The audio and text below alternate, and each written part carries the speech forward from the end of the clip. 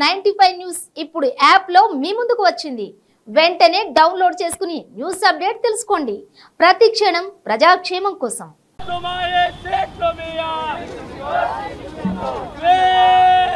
అందరం అన్నా తమ్ములం, మేమందరం ఆదివాసులం, మేమందరం గిరిజనులం. కానీ ఈరోజు మా నాయకులను తొక్కడానికి, మా లంబాడి నాయకులను తొక్కడానికి ఈరోజు ఆదివాసీ గోండుకోయ నాయకులను ఈరోజు మీరు ఎగ్జాంపుల్గా చూసుకుంటే ఖానాపూర్లో 11 సార్లు ఎలక్షన్లు జరిగితే 10 సార్లు ఈ లంబాడి బిడ్డలు గెలిచారు. కానీ ఈరోజు ఒక రిజర్వేషన్ ఇచ్చిన కాంగ్రెస్ పార్టీ, మీరు మళ్ళీ కూడా చెప్తున్నా, రిజర్వేషన్ని ఇచ్చింది కాంగ్రెస్ పార్టీ, మళ్ళీ రిజర్వేషన్ తీయడానికి కుట్ర చేస్తుంది కూడా కాంగ్రెస్ పార్టీ అని చెప్పేసి. ఎందుకంటే ఈరోజు కాంగ్రెస్ పార్టీ నుంచి ఖానాపూర్ నుంచి వెడమ బోజు అనే వ్యక్తి ఈరోజు జంతర్ మంతర్ దగ్గరికి వెళ్ళి కాంగ్రెస్ పార్టీ గిరిజన ఎస్టీ జాబితా నుంచి లంబాడీలను తొలగించారు.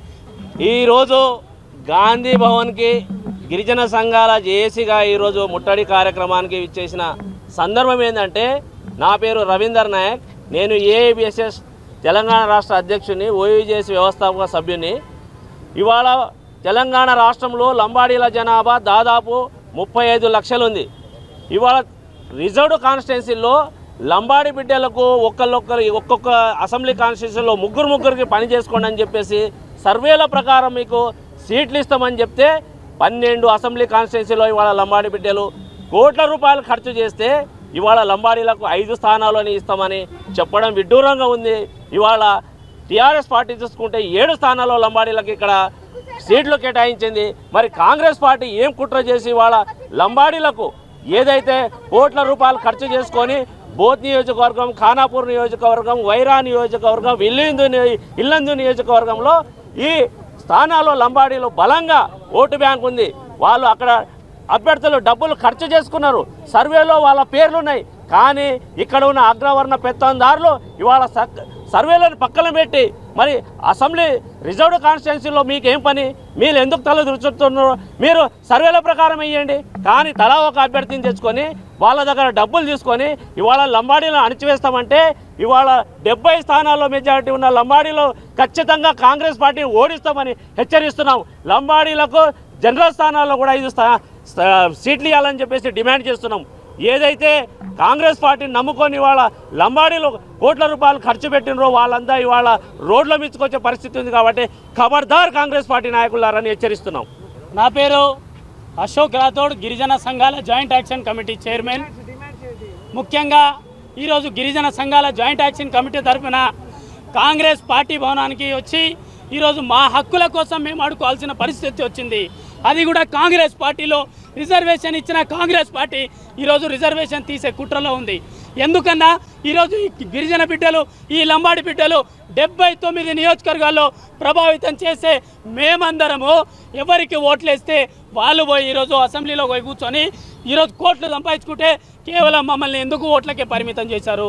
ఎందుకు మా దాంట్లో నాయకులు లేరా? ఒక్క నాయకుని కూడా ఈ కాంగ్రెస్ పార్టీలో, అసలు ఈ కాంగ్రెస్ పార్టీ రెడ్ల పాట, ఇందిరా పాట, ఎవరిది ఈ పార్టీ? గరీబోల కాంగ్రెస్ పార్టీలో ఎందుకు ఇట్లా చేస్తున్నారు?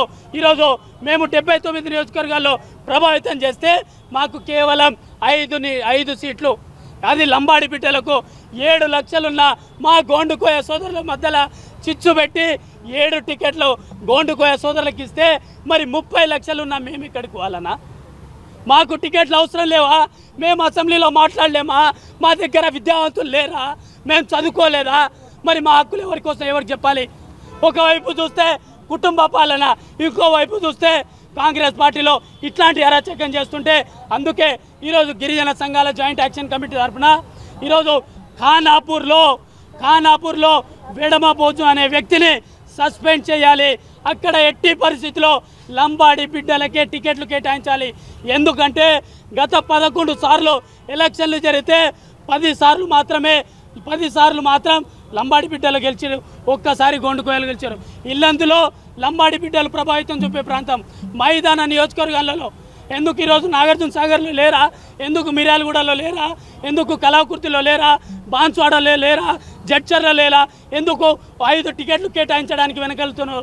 కాబట్టి గిరిజన సంఘాల జాయింట్ యాక్షన్ కమిటీ నుంచి 5 జనరల్ స్థానాలు టికెట్లు కేటాయించి స్వయం బాబురావుని కాంగ్రెస్ పార్టీలో తీసుకోవద్దని చెప్పేసి కాంగ్రెస్ పార్టీ నాయకులకు హెచ్చరిస్తున్నాం.